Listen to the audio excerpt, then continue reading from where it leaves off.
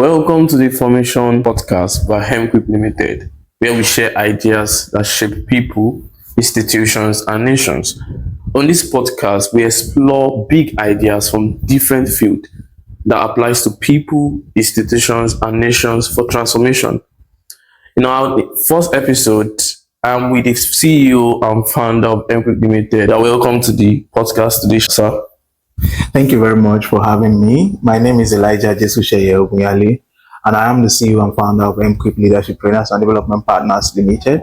At EmQuip, our vision and our purpose is to empower and equip leaders as agents of transformation. We believe that transforming a people, transforming a nation, transforming a society or an organization has to do with building the people. And so we have this conviction that people have to be empowered and equipped with all it takes to actually be agents of transformation in any domain or in any field they find themselves in. Thank you very much for having me. You're welcome, sir. I'm so glad to have you here, sir.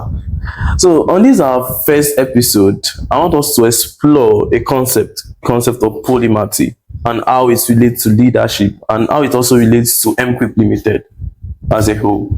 Okay, so when we speak of polymathy is just exploring knowledge from across diverse disciplines and seeking to deliberately integrate those knowledge into each other and seeing the connection between them. So basically, when we speak of a polymath is a person who has knowledge, broadband knowledge, wide knowledge across diverse fields, and is able to actually bring all those knowledge together to actually bring solution and then turn them into a kind of mental lattice work in their mind between the solve problems.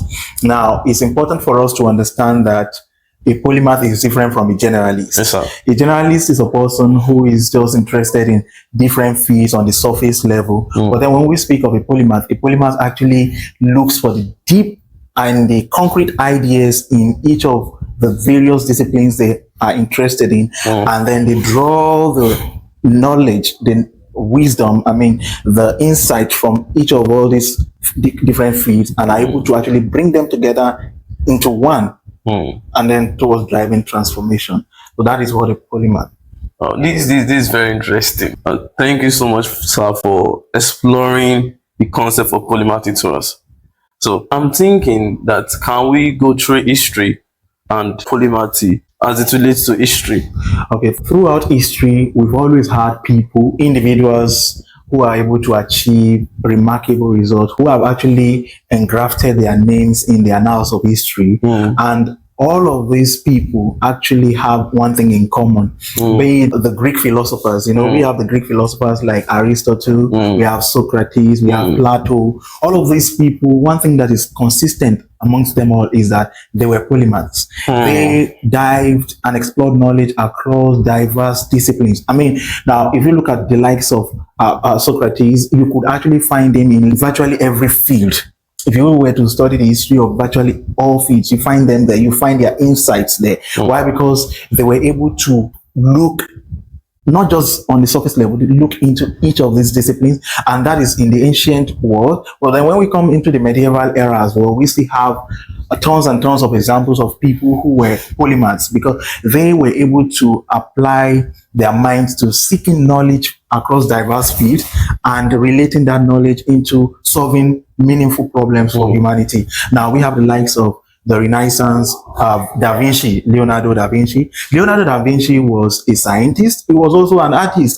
Some of his remarkable works are still there in records of history. And some of the things he was able to accomplish. He was a scientist. He was even an anatomist.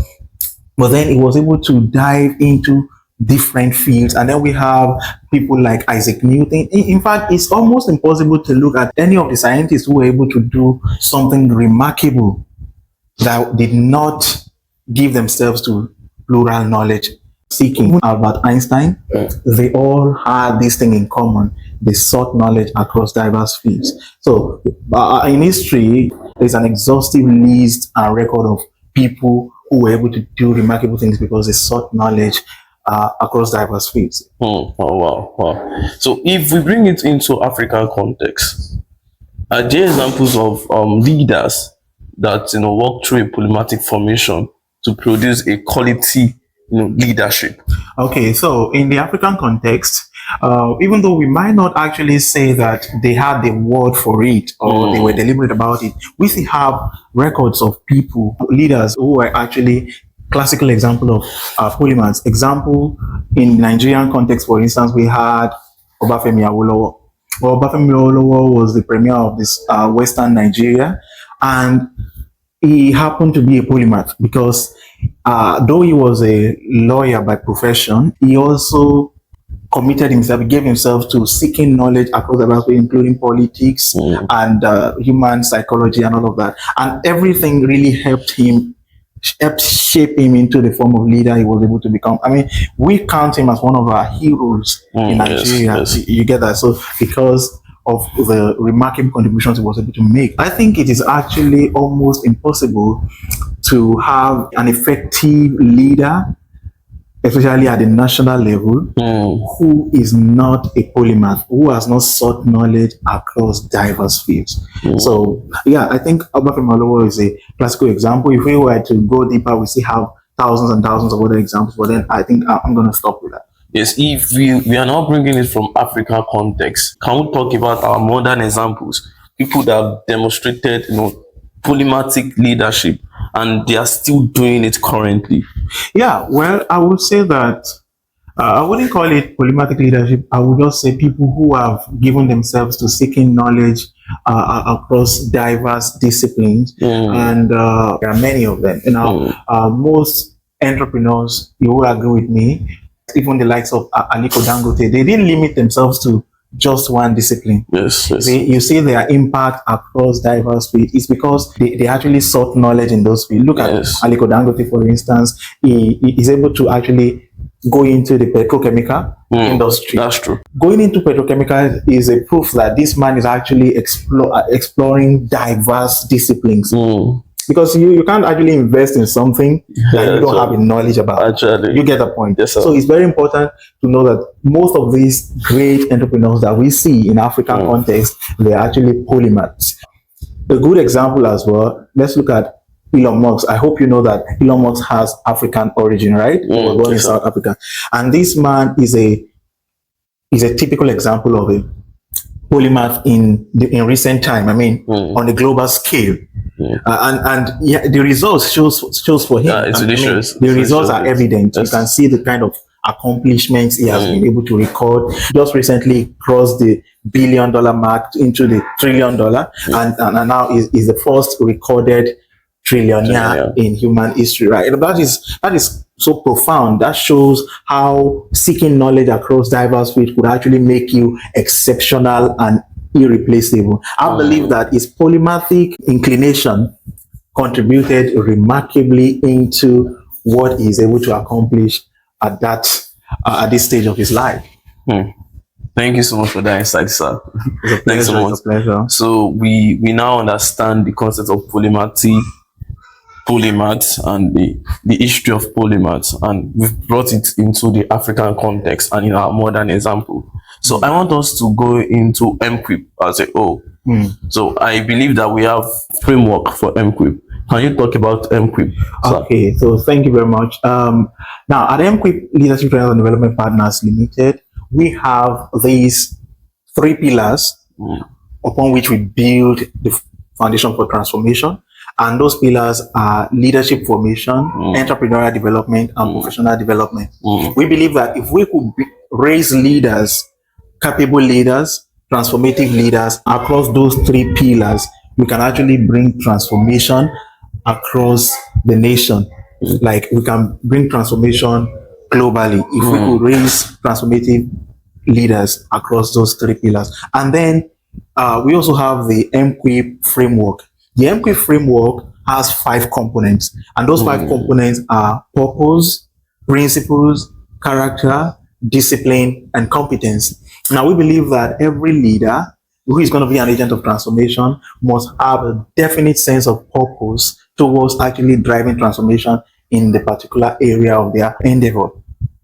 And also, we believe that they must have principles upon which they anchor everything they do. And then we also have character. The character is actually everything to us. We believe that if a leader is competent but lacks character, they are not going to bring transformation. As a matter of fact, they are going to bring chaos. And that is part of the reasons that we are facing the challenge that we are facing currently in our nation, because we have so many people in leadership positions who lack character. If you lack character, you can actually discipline yourself to do the right thing. And then you have competence. Now, on competence, we have knowledge, we have attitude, and we have skills. Those three things make up competence. And this whole framework gives us a gestalt that informs everything that we do at EmQuip. And it's very important with respect to polymathy, because if you are a polymath and you seek knowledge across diverse fields, you have a broad range view. You have a broad insight into the nature of the world and how the world operates, how people react to situations. And as a leader, you interact with people and all of that. So all of that informs your principles. It informs your discipline. It informs everything that you do, and it makes you even more competent. Thank you so much, sir. So we've talked about the importance of polymathy to leadership. So what are people that have these objections? Like, for example, I'm a family person, I'm a family man, I have children, I have work I'm doing, I have a tight schedule. And these objections is just like, I am very busy. I don't have time to, study, to go into diverse field. What do you think? What solution can you provide to that, sir?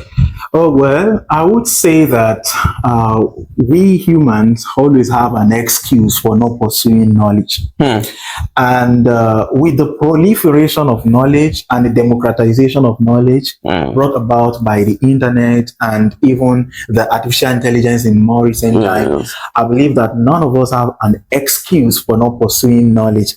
No excuse whatsoever. And the question I would ask to anyone who feels like, I don't have the time to actually pursue knowledge is, do you want to be like every other person, or do you want to be exceptional? You see, if you seek to become exceptional and better than all of your contemporaries, then you are not going to be looking for excuses. You know what? No matter how much it costs you to seek knowledge, ignorance is going to definitely cost you far more if you don't seek the knowledge. Can you take that again, sir? Now, no matter how much it costs you to seek knowledge, ignorance is definitely going to cost you far more if you don't seek that knowledge. And that is very, very important. That's what most people don't know. Someone said, if you think knowledge is expensive, try ignorance. You will know. Don't try ignorance. Ignorance is going to cost you far, far more. So for everyone who thinks, I don't have the time to seek knowledge, you don't have to sit down. You don't have to sit down with textbooks from across different disciplines. I'm not telling you to go get a history textbook, or even though you could do that actually, could actually do that. But then I'm not telling you to go get history textbooks, go get a sociology or philosophy or psychology textbook and start reading everything. No, that's not it. Just be curious and inquisitive enough to look at the key ideas in those fields, and you could use the leverage that you have now. You could actually maximize the privilege that artificial intelligence offers you. Just go on ChatGPT and ask for the key concepts in every different field, and then begin to explore them and see how actually they relate to what you do. It's as simple as that. So you don't have to sit down and spend hours and hours diving deep into concepts. You could actually go online, just search about them. And that way you actually get yourself to. The internet has made things easier. I mean, the internet has made it far easier for us, so we don't have an excuse. I don't have an excuse. That's the truth. Yes, so I want to ask a very powerful question. Bring it on. So, if you were designing a powerful curriculum for leaders, and especially people that want to dive into the concept of polymathy, and if you were designing, a curriculum for them, what aspects would you actually like them to dive in first? Okay, so, the there is no one size fits all. We must always admit that. But then, if I were to prepare a curriculum for leaders or for entrepreneurs, and I want them to actually become polymaths, I mean, to apply the leverage of a polymathy to actually, or whatever they do, one of the subject area where I'm going to focus more and I'm going to make them dive in first is history. Why history? Now, the reason is, to me, I feel like history shows us everything about our world. Now, this is one thing you need to know about history. History helps you to understand the nature of man, what man has done, what man can do, and what man actually is. You get the point. So that's what history is about. And George Santayana, in the year 1905, in one of his books, he wrote that people who cannot remember the past are doomed to repeat it. People who cannot remember the past, they are doomed to repeat it. So history guides us and it helps us realize what have people done in the past and what can men still do. And what exactly does man stand for? And that helps you avoid the errors of the past. That helps you learn from what other people have done. No matter what you are into, if you are an entrepreneur, if you are a professional, whatever field you are into, there is an historic aspect to it. Why don't you dive into it? You see, I find it quite unfortunate that too many young people in our generation know too little about too many things. Too many young people in our generation know too little about too many things. And the reason is this. I've had conversations with many young people, and when you ask them questions relating to some of the most remarkable events in history, they have no idea. For instance, I've had people who don't even know the difference between the ancient era, the medieval era, and the modern history. These people who don't know anything about the Renaissance, they don't know anything about the Industrial Revolution, the Agricultural Revolution of the far past, and people who don't know about World War One, they don't know about World War Two, they don't have any idea about the Holocaust and Auschwitz, the Cold War, the dot-com bubble. I mean, some of the things that they are just general knowledge for everybody. The Y2K, the 9/11. In fact, that was the most profound I've found, the most surprising to me, that we have young people today who don't know anything about 9/11, who don't have an idea about the financial crisis of the year 2008. These are some of the things that we should actually be able to dive into, we should have heard about. But then it seems, despite the proliferation of knowledge, we are too lazy to actually seek knowledge in those areas. Are we saying that people are mentally lazy? Yeah, I would say that probably for some people it is that they are psychologically lazy, but to others I would say that they don't see the need for it. I believe that's part of the reason why this podcast is actually being, so that people will get to realize that they are not meant to just focus on a narrow path of their profession, and they are meant to actually seek knowledge across diverse disciplines and reconcile all of that together and become exceptional. Wow, amazing. All right, thank you so much for that, because I was feeling like, despite the fact that internet has made things easier now, but people are still not going for this knowledge. But thank you for helping us out with that answer. So I feel like, is there one particular discipline that you feel like it has been undervalued in this in this era? Yeah. If we would say a discipline that has been undervalued, not just one discipline, but then I feel like people don't really take history seriously enough as they should.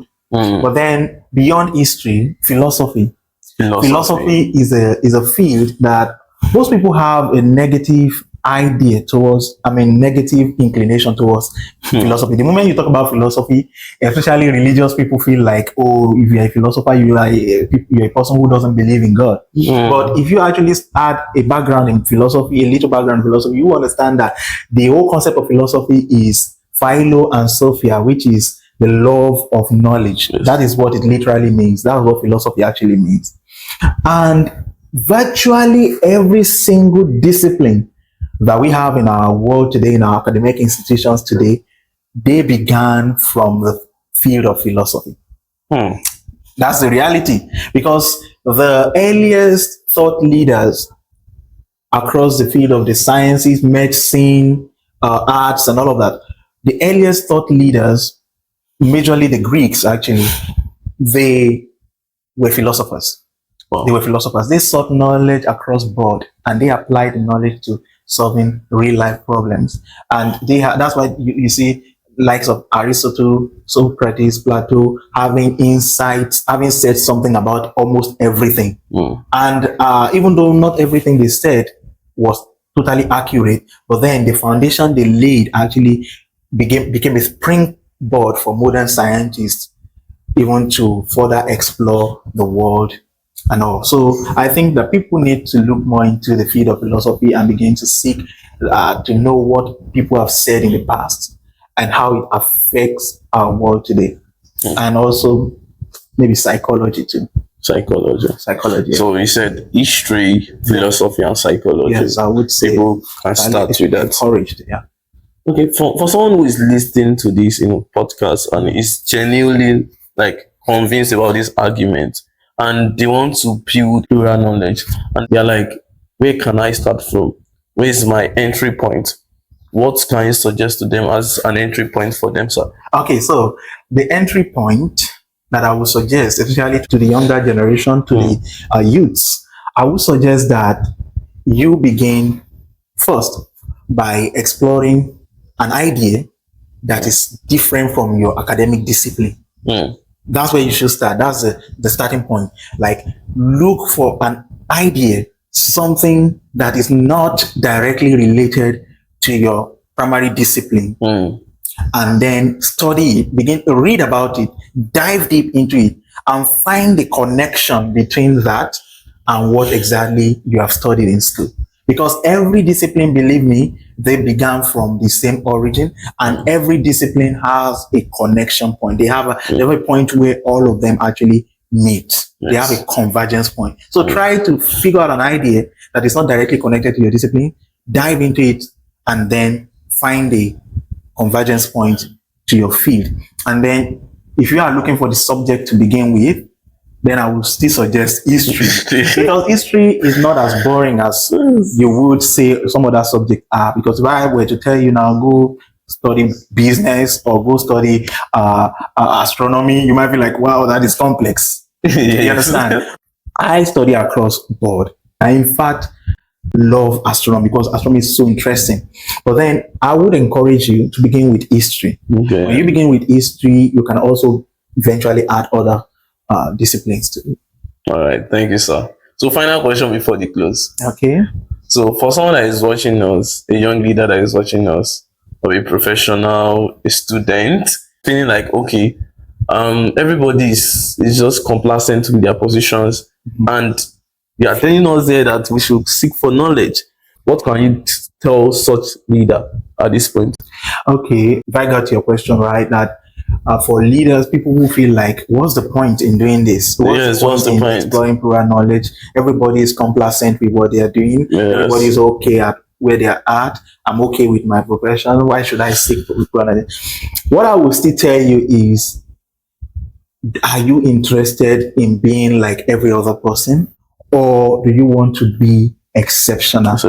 One of the greatest polymath, most remarkable polymaths in recent times, he was Charlie Munger. Charlie Munger was the business associate to Warren Buffett. If you know who Warren Buffett is, Warren Buffett happened to be one of the greatest businessmen in America and an investor as well.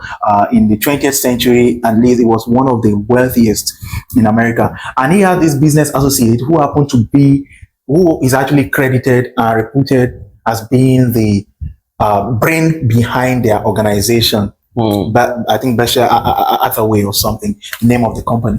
So he made a profound speech, and he said these words. He said, you have to learn all the key ideas in the key fields in such a way that they become a mental lattice work in your head, and you automatically apply them for the rest of your life. He said, if you do, I solemnly promise you that one day you will be going down the street and you will look to your left and to your right and you will think, oh, my heavenly days. Oh, my heavenly days. I am one of the most competent people in my entire age cohort. But then he said, if you do not, the brightest of you will live in the average or in the shallow. He's one of the people credited as having knowledge across diverse fields and being able to apply all of those knowledge as a mental model to business. And he has a result. I mean, he got the result. And he's highly reputed. You can just search for his name and you'll see it pop up. So if you want to become exceptional, I would say that you want to be different from every other person. Don't be complacent with doing what other people are doing. Oh, thank you so much, sir. This is a conversation I've longed for a very long time. And I'm happy we are able to dive into the concept of polymathy. Thank you so much, sir. And for our audience, I want you to watch out for our new podcast. Stay with us, subscribe to our channel, and watch out for our next podcast.